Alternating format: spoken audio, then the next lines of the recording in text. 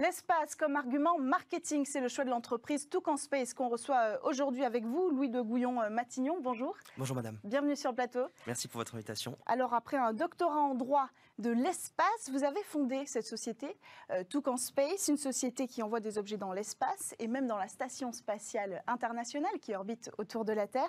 Et après un premier envoi réussi, vous avez déjà décidé de vous diversifier et vous voulez proposer vos services aux entreprises. Autrement dit, vous offrez l'espace en B2B. Alors pourquoi vous avez choisi d'offrir ce service-là aujourd'hui ? Je vous remercie. Alors j'ai fait ma thèse entre la Sorbonne et Georgetown aux États-Unis. Je me suis intéressé au contrat de service en orbite. Et dans le cadre de mes recherches doctorales, je me suis rendu compte qu'il y avait vraiment aujourd'hui un besoin, que ce soit pour les particuliers ou les entreprises, d'aller dans l'espace. Et en fait, ça a coïncidé, la rédaction de ma thèse, avec le vote d'une loi aux États-Unis qui a permis en fait aux gens d'avoir accès à la Station spatiale internationale. Alors je le rappelle, la Station spatiale internationale, c'est là où a séjourné Thomas Pesquet et là où il y repart dans quelques jours. C'est une espèce de grand laboratoire qui orbite à 400 km au-dessus de l'océan, autour de la Terre et qui fait 16 fois le tour de la Terre chaque jour. Et l'idée, c'était de me dire, bon, on a une demande qui est et de la part de particuliers et de la part d'entreprises, pourquoi ne pas avoir vraiment cette société qui pourrait donner l'accès à l'espace à ces différentes personnes? Et c'est la raison pour laquelle j'ai créé Toucan Space.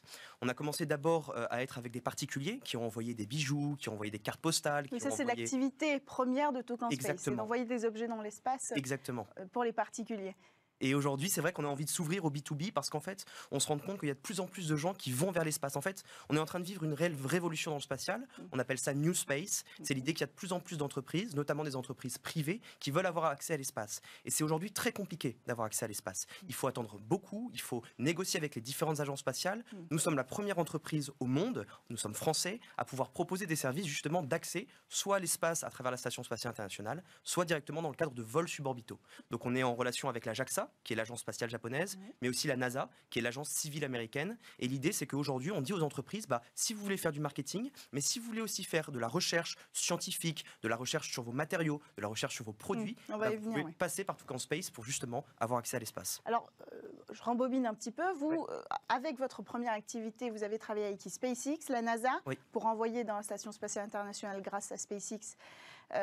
C'est compliqué. Ça, c'est des démarches administratives qui prennent longtemps. Il faut l'accord de la NASA, il y a beaucoup de normes autour des objets que vous envoyez. Donc en fait, l'idée, c'est d'utiliser cette expertise-là, de toute cette paperasse à réaliser. C'est ça ? C'est un petit peu ça. En fait, d'abord, il y avait peu de gens qui connaissent l'espace et qui pensaient qu'on pouvait avoir accès facilement à l'espace.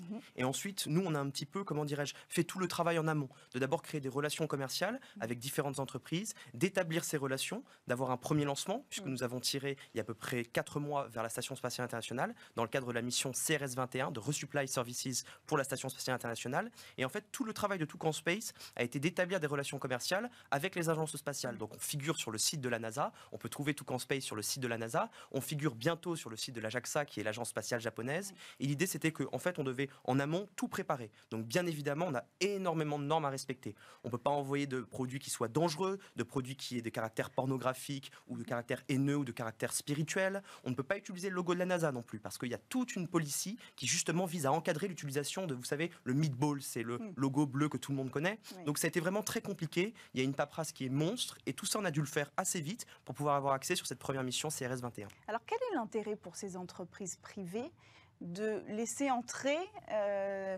dans leur couloir, si j'ose dire, des entreprises privées, des entreprises qui n'ont rien à voir avec l'espace ? L'idée, c'est qu'en fait, le spatial est en train de vivre une réelle révolution. On en a un petit peu parlé, ça s'appelle le New Space. Aujourd'hui, de plus en plus d'acteurs veulent avoir accès au spatial. L'intérêt pour les agences spatiales, c'est de pouvoir financer aussi par du capital privé les opérations spatiales. En fait, les envois. Exactement. En occupant le moindre espace libre. Exactement. Aujourd'hui, la NASA a besoin d'argent parce qu'il y a de plus en plus de missions, des missions toujours plus ambitieuses. Il y a des missions qui vont aller très très loin, des missions vers Mars, le projet de retour de l'homme et de la femme sur la Lune avec Artemis. Donc aujourd'hui, la NASA a besoin de capital, a besoin d'une surface financière nécessaire pour pouvoir mener ce type d'opération.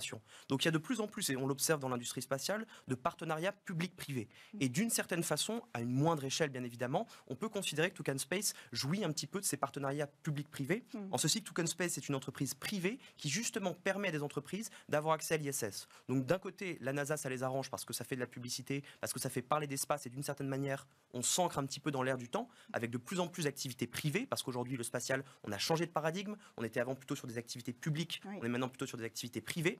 Et pour les sociétés avec lesquelles nous travaillons, l'intérêt, c'est de pouvoir bien évidemment communiquer sur le fait que on peut avoir accès à des endroits qu'on pense totalement inaccessibles. Donc l'argument, on le disait en introduction, pour ces entreprises qui vont vous contacter, c'est un argument marketing.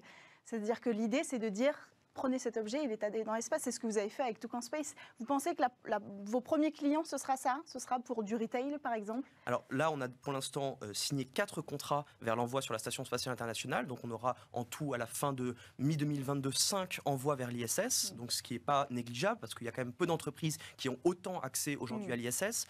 Et parmi les entreprises dont je peux parler aujourd'hui, on a notamment une entreprise qui s'appelle Adopt un Mec, qui a voulu envoyer des lettres d'amour dans l'espace.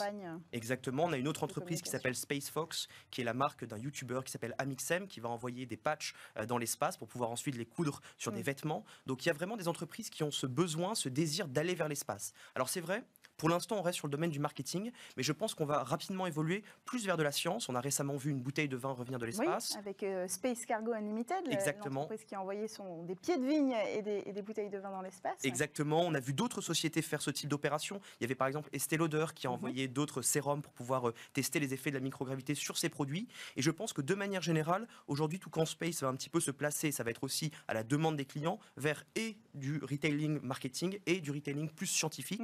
Et l'ambition, bien évidemment, à terme de Toucan Space, c'est aussi de pouvoir devenir une espèce d'opérateur pour le tourisme spatial. En réalité, là, c'est vraiment une première étape que nous faisons. Et l'idée pour la suite, c'est que vraiment, dans la mesure où le tourisme spatial va se développer, que Toucan Space, avec son expertise sur les objets, devienne un petit peu la référence en matière de tourisme spatial, au moins au niveau européen. Et donc là, ce serait la branche du tourisme, même pour les autres entreprises, toujours avec ce même système de B2B. Exactement. Les entreprises du tourisme qui s'adresseraient à vous pour ça. Si je résume, est-ce que vous pensez que c'est un marché pérenne, ce marché du marketing de l'espace? Je pense qu'il y a pas mal d'années d'activité devant nous. Je ne sais pas si c'est quelque chose qui va durer, parce que pour l'instant, pour être honnête avec vous, l'espace, c'est vraiment un phénomène. On est en train de le découvrir, on en parle énormément. Libération avait récemment fait la une par rapport aux 3 sondes martiennes qui sont arrivées en orbite de Mars. On a Thomas Pesquet qui part dans quelques jours vers l'ISS. C'est vraiment dans l'air du temps, et je pense qu'il y a cet effet de nouveauté. Je pense qu'on peut s'ancrer sur une période relativement moyenne, voire longue. Je ne sais pas si c'est quelque chose qui durera et qui durera des centaines d'années. Je ne peux pas vous dire. Mais en revanche, ce que je vois aujourd'hui, c'est qu'avec Toucan Space, au moins sur les 5 prochaines années, on a des clients, on a de la demande et on a des gens qui veulent justement posséder un petit peu d'espace. L'idée, c'est en fait de posséder un peu du rêve. L'idée, c'est d'inspirer. Et à la base, je m'étais dit, pourquoi ne pas offrir justement ce service, notamment aussi pour générer chez les gens l'envie d'aller vers l'espace. Vous êtes un jeune garçon, une jeune fille, vous recevez une carte postale qui a volé dans l'espace, c'est inspirant, vous avez peut-être envie de devenir plus tard astronaute. C'est l'aspect noble de la démarche. Ouais. Et financièrement, ce sera rentable pour ces entreprises-là?